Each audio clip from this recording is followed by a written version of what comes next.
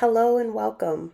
Join us, Carlos Hoyt, Greg Thomas, and Sheena Mason for our second virtual and interactive conference, Resolving the Racism Dilemma, on April 5th and 6th, 2024. See you there.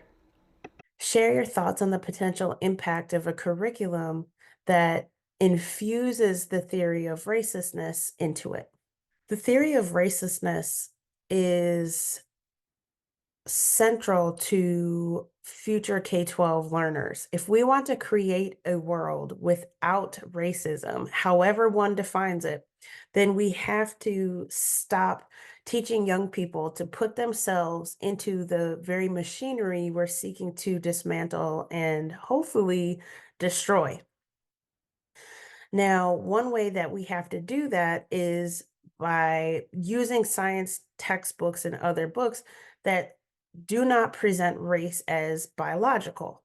Modern science has completely disrupted this biological belief in race. Most credible science organizations and genetics organizations have on their website that we recognize that race is not biological. We agree with the modern science, um, and we don't support organizations who are still presenting race as biological because it's pseudoscientific.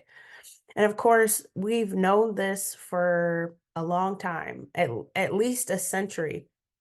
Yet our curriculum, our science textbooks in K12, still to this day, we are teaching young people that race is biological.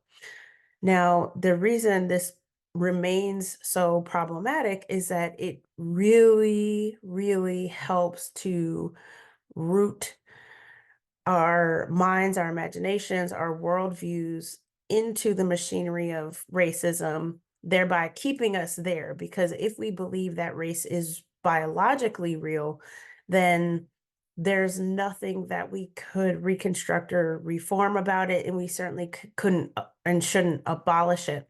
People feel complacent in many ways and are programmed to feel complacent because they're coming at this conversation from a biological perspective.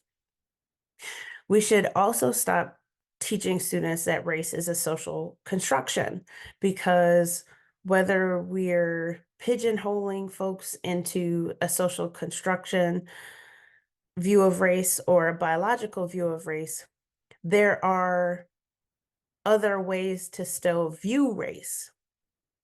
Namely, there's one other way to view race, which is as an illusion, as entirely imaginary. And until we tease out for ourselves the differences between a social construction and something that is imaginary, we will continue to reap what we sow. And what we're sowing in K12 right now continues to be the continuation and the persistence of racism, particularly anti-Black racism.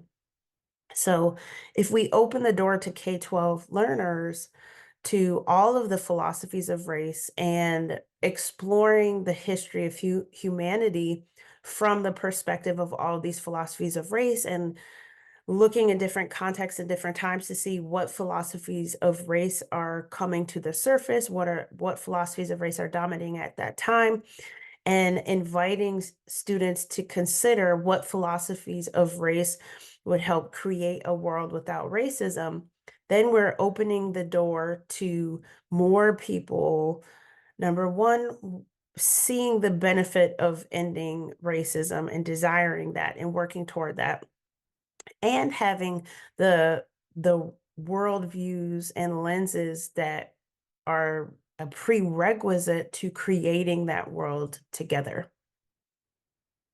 That is just one significant change to K12 education that the theory presents as a necessary step toward creating a better future for all. But there are many, many, many more ways that the theory of racelessness can, and I contend should be integrated into K12 curriculum toward the goal of creating a more equal future.